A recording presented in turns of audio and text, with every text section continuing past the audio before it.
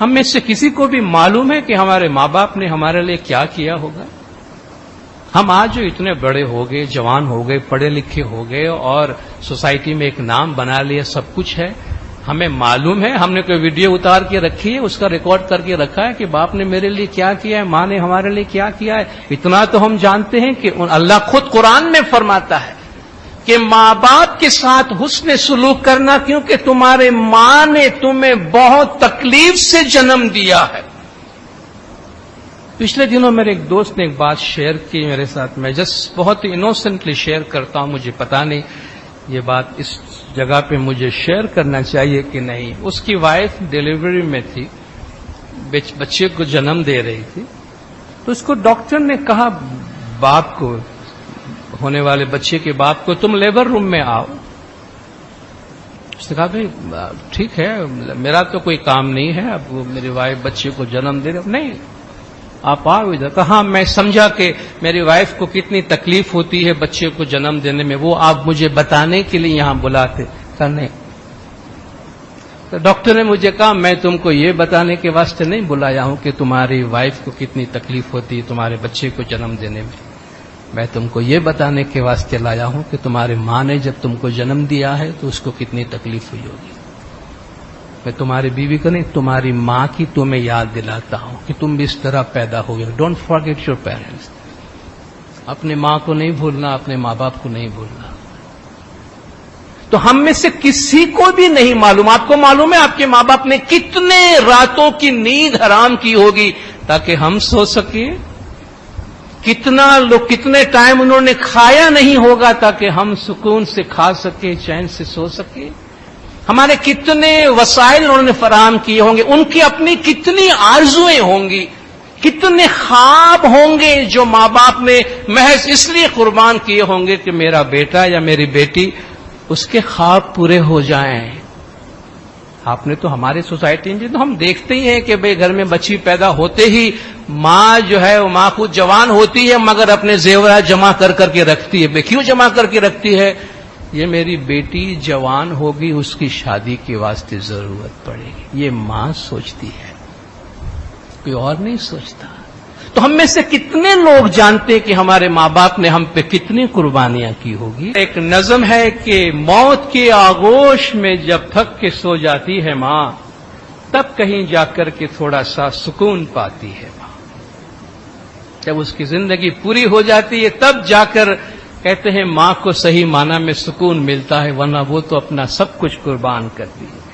فکر میں بچوں کی کچھ اس طرح گھل جاتی ہے ماں، نوجوان ہوتے ہوئے بوڑھی نظر آتی ہے ماں۔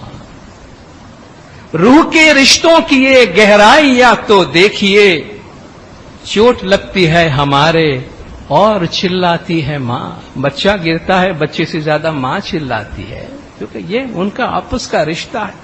ہڈیوں کا رس پلا کر اپنے دل کے چین کو کتنی ہی راتوں میں خالی پیٹ سو جاتی ہے ماں۔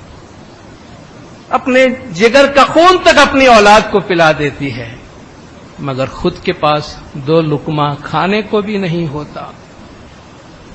کب ضرورت ہو میری بچوں کو اتنا سوچ کر جاگتی رہتی ہے آنکھیں اور سو جاتی ہے ماں۔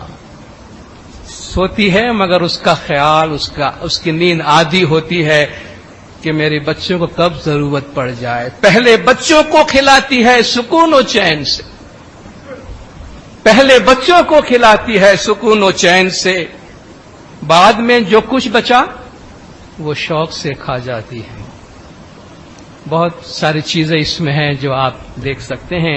کسی شاعر نے کہا تھا ہمیں نہیں معلوم کہ ہمارے ماں باپ کو ہمارے لیے کتنی فکر ہوتی ہے۔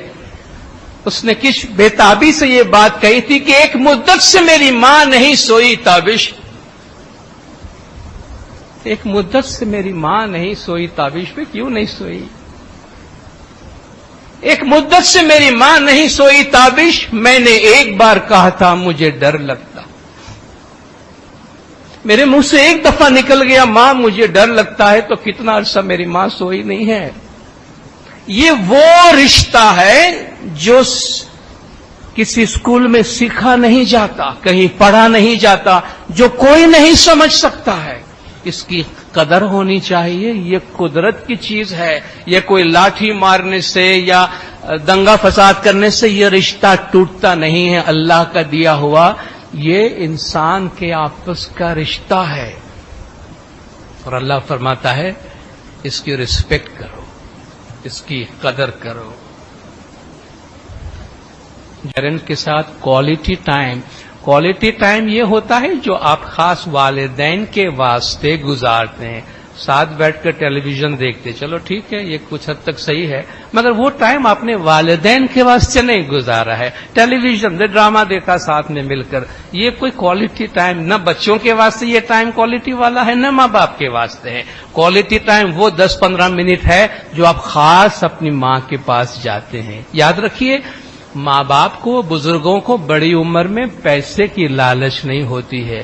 کتنا ڈالر میرے بچے نے بھیج دیا، کتنے پیسے میرے باپ نے دے دیے، یا کیا کپڑا مجھے کون سا سوٹ یا کون سا ساڑی لے کر دیا، یہ اس عمر میں خوشی پہنچانے والی چیز نہیں ہے، اور نہیں اس کی ان کو تمنا ہوتی. اس عمر میں ان کو چاہیے بچہ آج بھی اس کے پاس آ کے اسی طرح بیٹھے کہ وہ اس کا بچہ ہے.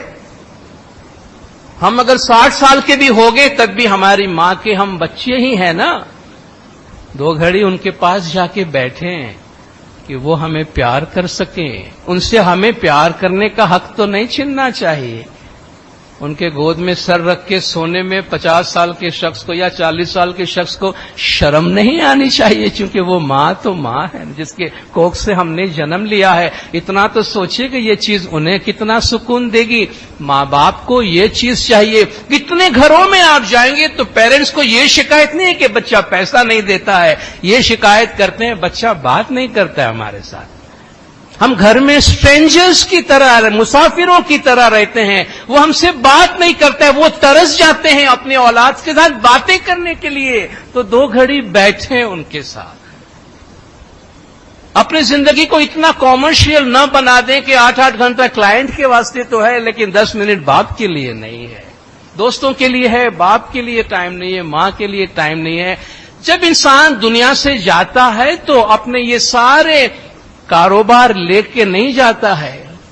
کسی بھی شخص کو کہیے اس وقت کہ تمہارا آخری وقت آ گیا ہے، تو وہ یا خدا کو یاد کرے گا یا اپنے گھر والے کو یاد کرے گا. 9/11 کا واقعہ کہتے ہیں، پلین میں جب سب سے کہا گیا کہ بھئی ابھی یہ پلین جا کے ٹکرانے والا ہے، کتنے لوگوں نے بزنس کانٹیکٹ کے لیے فون کیا تھا؟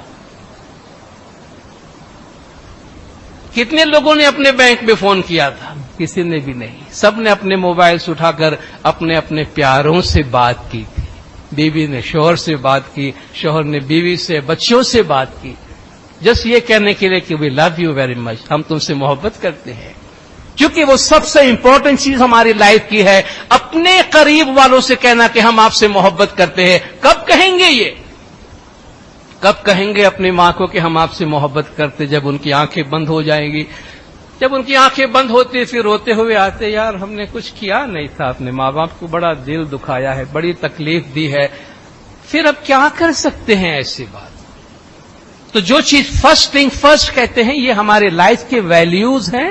ان کے ساتھ وقت گزاریے، ان کو اپنی موجودگی کا احساس دلائیے اور ان کو یہ بتائیے، ان کو محسوس ہونے دیجئے کہ ماں باپ ہمارے گھر کے سب سے زیادہ اہم افراد ہے. ماں باپ گھر کے فرنیچر نہیں ہے، ماں باپ گھر میں ٹیلی ویژن نہیں ہے، ماں باپ گھر کی اشیاء نہیں. They are not things, they are persons, most important persons of our life. ان کو پرسنس کی طرح ٹریٹ کرے. وہ صرف یہ چاہتے کہ یہ باغیچہ جو میں نے بنایا ہے، یہ باغیچہ جس کو پانی دیکھ کر میں نے سیراب کیا، اس کے پھول میرے سامنے مسکراتے بھی نہیں ہیں، نہ بیٹا بات کرتا ہے نہ ان کے بچے بات کرتے ہیں.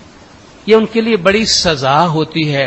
اور ہم شاید انوسنٹلی ایسا کرتے، جان بوجھ کے نہیں کرتے ہیں، کیونکہ ہم فار گرانٹے بھائی بابا لوگ گھر میں ہیں، پیرنٹس ہیں، کھاتے پیتے مزے کر رہے ہیں، ٹیلی ویژن دیکھ رہے ہیں، اور کیا ہے. That is not life. For granted مت لیجیے اپنی زندگی کی پیارے میں پیاری چیزوں کو. ان کو نریش کرنا پڑتا ہے، ان کو نرچر کرنا پڑتا ہے، ان کو سیراب کرنا پڑتا ہے، ان کا خیال رکھنا پڑتا ہے.